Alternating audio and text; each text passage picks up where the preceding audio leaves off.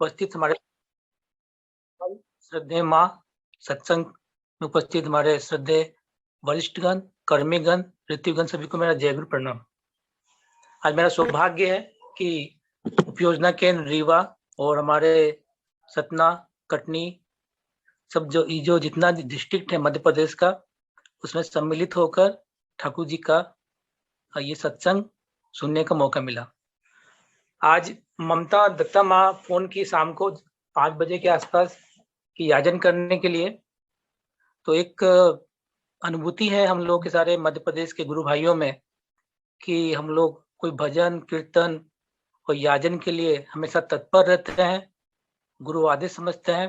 यही समझकर मैं आज सत्संग में अपनी बात को रख रहा हूँ।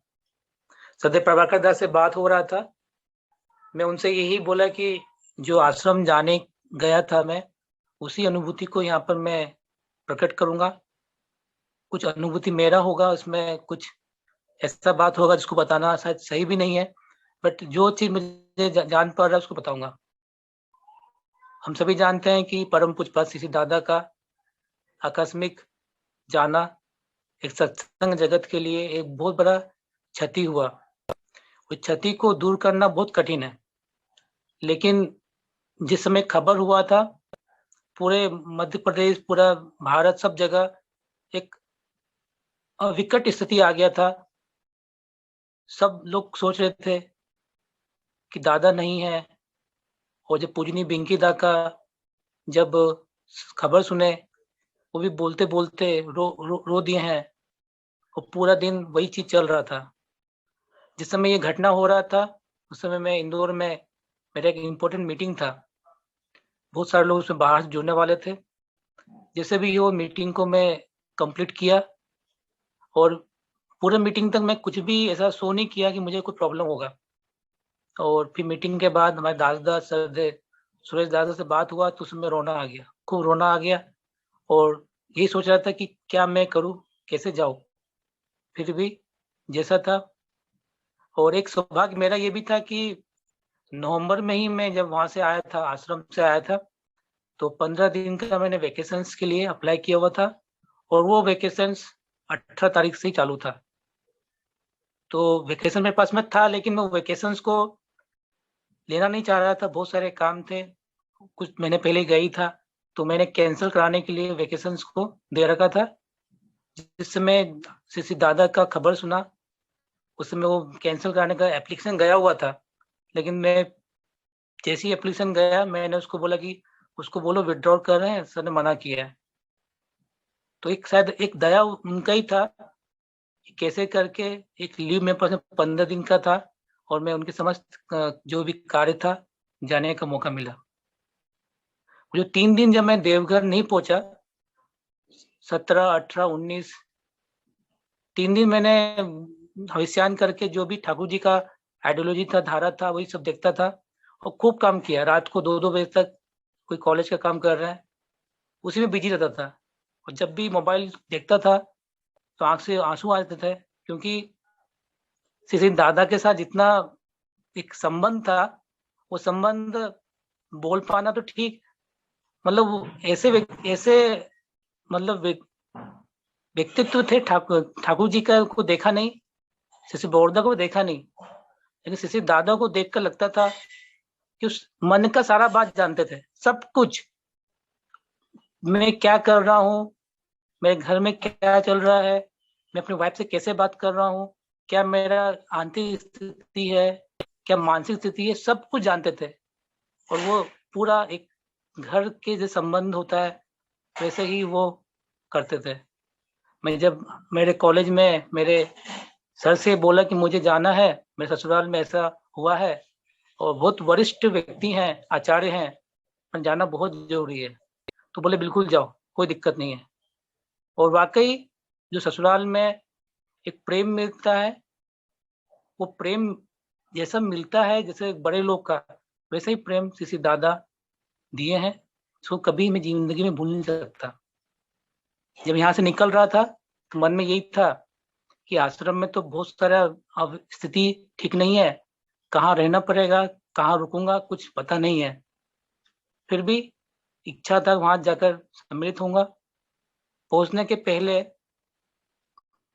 आचार्य देव खुद ही पूछे मेरे ससुर जी से कि मल्लेश को खबर हुआ है, क्या वो आएगा, उसको बोलो आने के लिए। तो ये मेरे लिए बहुत बड़ा एक सहमति था, मन में था कि बिना आश्रम परमिशन जाना ठीक नहीं होता है। रुकूंगा, काम करूंगा, लेकिन कैसे करूंगा नहीं पता। आश्रम पहुंचा हूँ। आश्रम पहुंचते, लीला भूमि पहुंचते ही वो दुख, वो दर्द कहाँ चला गया नहीं पता। सुबह जब आचार्य देव के पास पहुंचता हूँ, उनका एक ही प्रश्न है, आप कैसे हो। वो नाट्य मंडप में बैठे हुए हैं, आचार्य देव को देख रहा हूँ और देखते देखते उनको प्रणाम कर रहा हूँ। मन से कुछ बोलने की इच्छा नहीं है, लेकिन 50% जो अंदर दुख था, विषाद था, वो ऐसे ही दूर हो गया। क्यों? क्योंकि वो खुद ही पूछ रहे हैं, आप कैसे हो। मैं बहुत सारे ऐसे स्थिति में गया हूँ जहाँ पर मैं देखता हूँ जो परिवार है, जहाँ पर ऐसा घटना होता है, वो एक कमरे में बंद रहते हैं, निकलते नहीं हैं। और यहाँ देखता हूँ कि आचार्य देव जो हैं वो बैठे हुए हैं, सबको मार्गदर्शन दे रहे हैं, सबसे पूछ रहे हैं। उनका क्या स्थिति है वो खुद जानते हैं, लेकिन सबसे पूछ रहे हैं, आप कैसे हो, सब ठीक है। तो मैं ये बोला कि मैं ठीक हूँ, और 50% मेरा मन में था, वो समझ गए थे कि पूरा ठीक नहीं है। मैं जितना देर बैठा वहां पर, वो बैठने भर से ही मन में क्लांति जितना वो था, मुझे कहीं नहीं लगा कि परम पूज्य पाद सिद्धांत नहीं है, वो यहीं है, वो यहीं पर उपस्थित है। और उसी दिन उसी समय मेरा सब कुछ अंदर से जो दुख था, विषाद था, पूरा खत्म हो गया। और फिर उसके बाद मेरा एक इच्छा था कि दुर्गापुर जाने का। मैं निवेदन किया, आगे एक निवेदन है, मुझे दुर्गापुर जाना है। तो ठीक है, जाओ। मेरा इच्छा था जहाँ शिशि दादा गए हैं वहां पर जाकर देखूंगा, वहां प्रणाम करूंगा। लेकिन मैं जा रहा था, देवघर से नेक्स्ट डे निकला। एक बहुत सुंदर जगह है दुर्गापुर, जहाँ पर दक्षिण दुर्गापुर जो मंदिर है, वहाँ ठाकुर जी का मंदिर है। वहां पर जमीन अभी भी कुछ क्रय हुआ है, आगे काम चल रहा है। वहां जब पहुंचता हूँ, फिर भी बार बार देवघर की तरफ मन जा रहा है। जो ऑडियो में, जो वीडियो में देखा था लाइव टेलीकास्ट, और वो जो वहां पहुंचता हूँ, फिर भी मन लग रहा देवघर जाए। जैसे बोलते ना कि इष्ट का एक सेंटर होता है, वो ठाकुर जी का देवघर है। मैं गया जरूर था दुर्गापुर में, वहां रहा। मात्र 10 मिनट का रास्ता है दुर्गापुर रेलवे स्टेशन से, और यदि ऑटो से जाएं तो 10-15 मिनट में आराम से पहुंच सकते हैं। एक ब्रिज पड़ता है, ब्रिज के साइड से रास्ता है, बहुत ज्यादा दूर नहीं है। वहां पहुंचने के बाद में मेरे साथ में एक ऑटो वाला भी गया था। हम लोग बैठ के प्रणाम कर रहे हैं, पूरा जगह घूम रहे हैं, प्रणाम करके निकल रहे हैं। तो एक माँ बोलती है, आप कहाँ से आए? मैं ठाकुर बाड़ी देवघर से आए। तो बोले ठीक है, कुछ प्रसाद लेके जाइए। तो प्रसाद लेने गए, तो उस दिन वहाँ पर कुछ हविष्यान बना था। वो हविष्यान ग्रहण करने का मौका मिला। मेरे साथ में जो ऑटो वाला आया था, वो भी स्तब्ध था कि यहाँ पर मुझे कुछ खाने को मौका मिल रहा है। वो भी खाया, बैठा। और जब वहां से मैं निकल रहा था, बहुत सारे गुरु भाइयों से मेरा बात हुआ। ऐसे ऐसे बातें बता रहे हैं कि परम पूज्यपाद श्री आचार्य देव पहले से जानते थे इसके बारे में। और ये जमीन जहाँ पर अभी काम चल रहा है, जहाँ पर एक तालाब बना है, वो तो 1 साल पहले ही खरीदा गया है। और इसका जो मालिक है, पिछले 3 साल से ठाकुरबाड़ी जाता था। इच्छा था कि यहाँ पर मैं मंदिर के जमीन दूंगा। कुछ उसका 30 लाख रुपए कुछ उसका बेना या कुछ का खर्चा था, वो नहीं।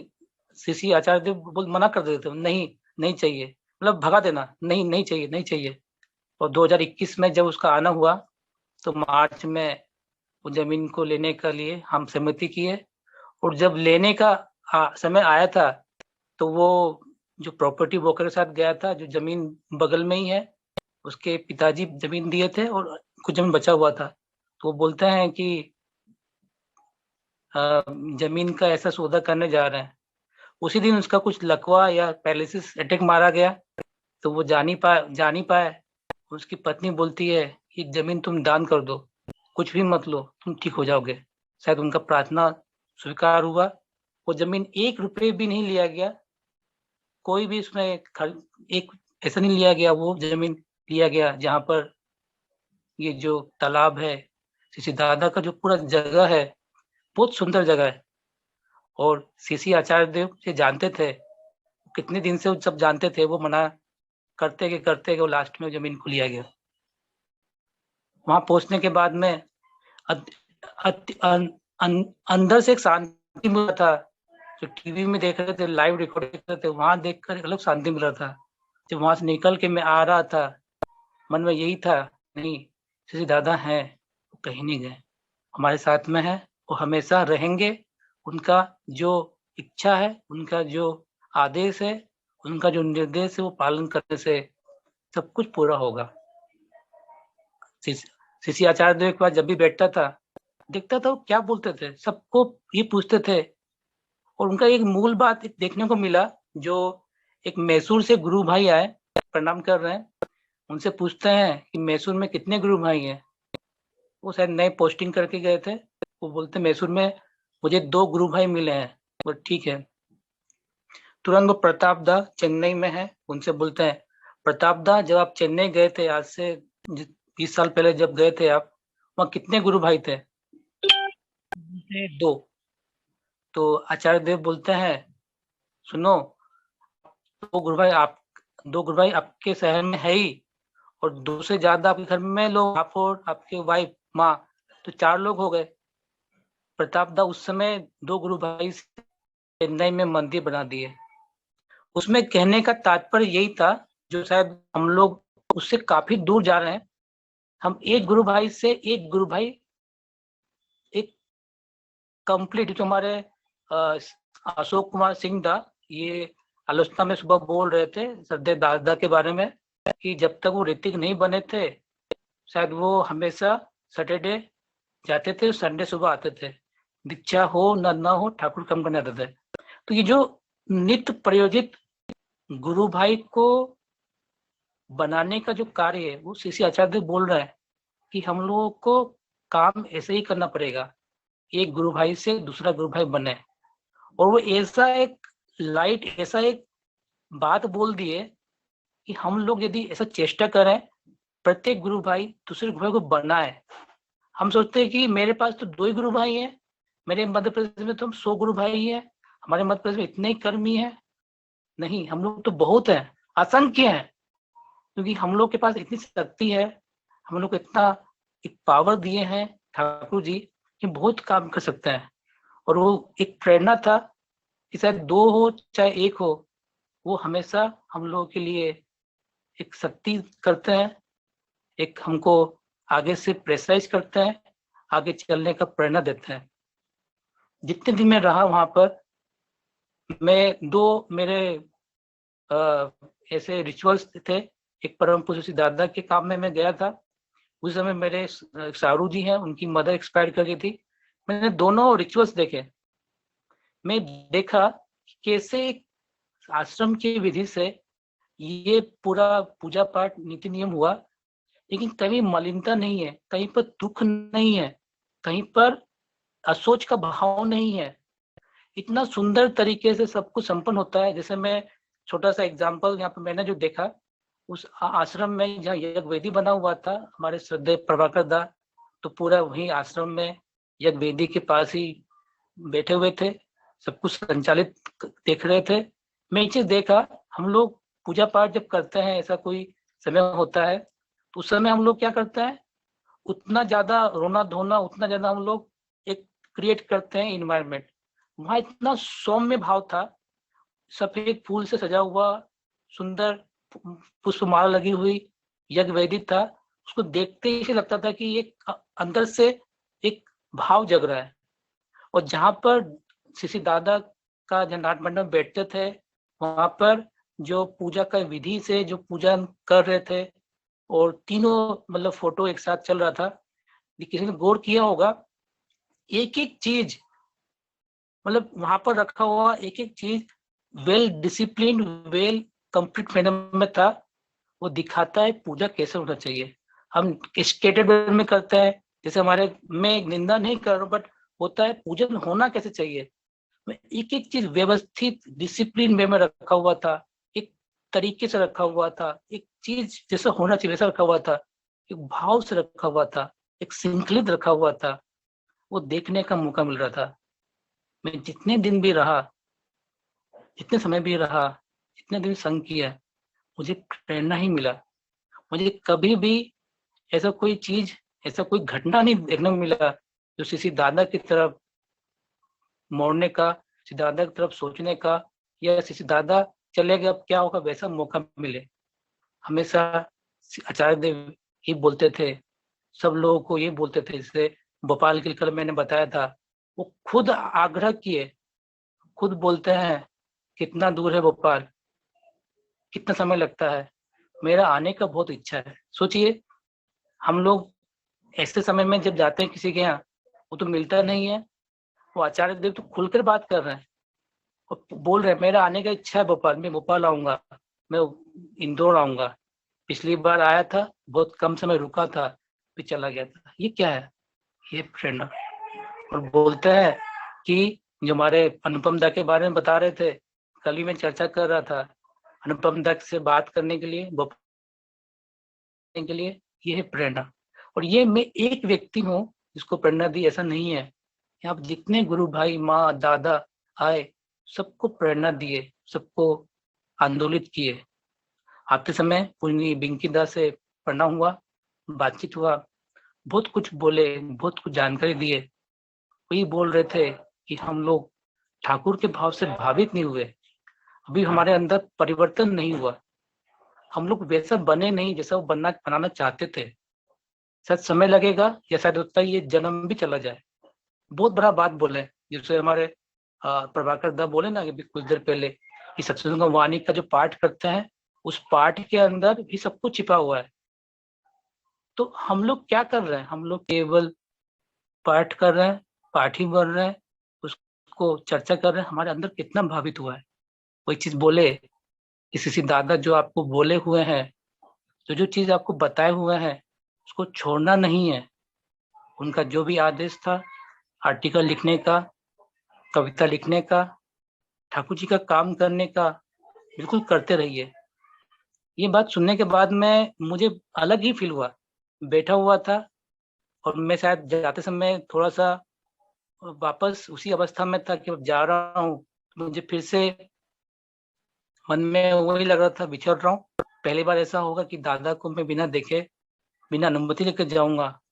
लेकिन ऐसा कुछ भी नहीं हुआ। वो बोले नहीं, वो ऐसा नहीं है, अब उनका बात को रखेंगे और कभी मायूस नहीं होंगे।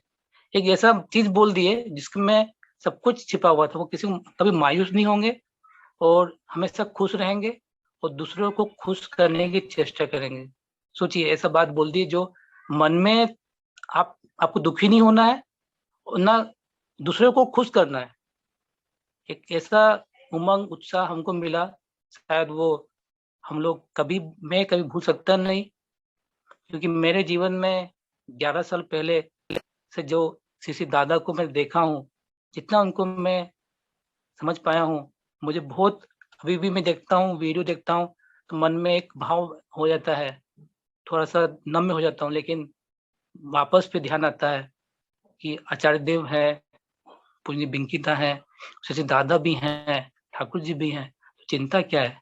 हमें तो केवल उनका कार्य करने के लिए, उनकी बात को आगे लेकर चलने के लिए ही जन्म हुआ है। हम लोग का जीवन ही है इष्ट स्वार्थ प्रतिष्ठा। आइए, इस समय में जो नितांत उपाय है, वो उपाय है मध्य प्रदेश को आगे ले जाने का। हम सभी गुरु भाई, चाहे वो सबसे वरिष्ठ कर्मी हो, चाहे छोटा सा बच्चा, सभी का दायित्व होता है कि कैसे करके हम सत्संग मध्य प्रदेश को सुंदर, सुशृंखल, उत्कृष्ट बनाए। लोग देखे, अरे ये तो मध्य प्रदेश का गुरु भाई है, ये एमपी का कर्मी है, और वो देखकर ही आगे बढ़े।